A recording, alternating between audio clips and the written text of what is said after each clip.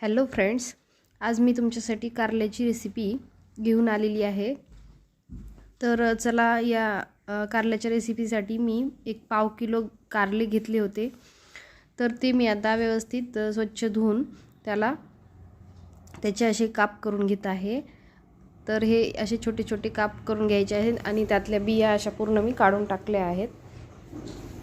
तर हे सगळ्या कारल्याचे काप झाल्यानंतर त्याच्यावरती थोडंसं 1 चमचा मीठ टाकून मी त्याला थोडा वेळ 15 ते 20 मिनिटं ठेवणार आहे, जेणेकरून त्याच्यावरती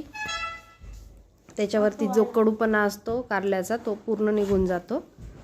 आणि हे पहा, असं मी मिक्स करून ठेवत आहे। ही भाजी खूप मस्त होते, अशी कडू लागत नाही किंवा खूपच टेस्टी होते। तुम्ही करताल तर खूप मस्त लागेल, तुम्हाला टेस्टी करून पहा।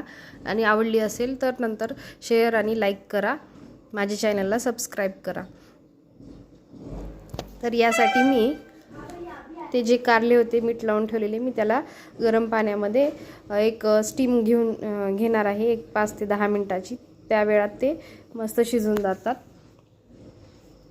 तर यासाठी लागणारा मसाला म्हणजे मी टोमॅटो, लसूण आणि मिरची मिक्सरमधून काढून घेतला आहे आणि कढईमध्ये तेलामध्ये जिरे मोहरी टाकून त्यामध्ये कांदा फ्राय केला आहे। नंतर हे झाल्यानंतर मी त्याच्यामध्ये माझ्याकडे जे मसाले होते ते मी त्यामध्ये ॲड केलेले आहेत। तुमच्याकडले सर्वच मसाले तुम्ही त्याच्यामध्ये ॲड करू शकता, किंवा मग नुसतं तिखट, मीठ आणि हळद आणि जिरे पावडर टाकूनही तुम्ही साधी भाजी करू शकता। आणि तो मिक्सरमधून काढलेलं मिश्रण मी याच्यामध्ये ॲड केलेलं आहे। तर याला आता व्यवस्थित फ्राय होऊ द्यायचं आहे। असा मसाला शिजतो आणि मसाला शिजल्यानंतर त्याचं तेल असं ऑइल वरती येतं।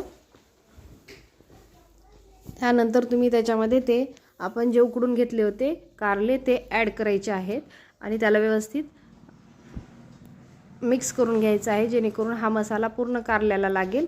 आणि त्याला थोडंसं 5 ते 10 मिनटं 5 मिनटं त्याला मसाल्यामध्येच शिजू द्यायचं आहे। तर या प्रकारे तुम्हाला भाजी मिळेल।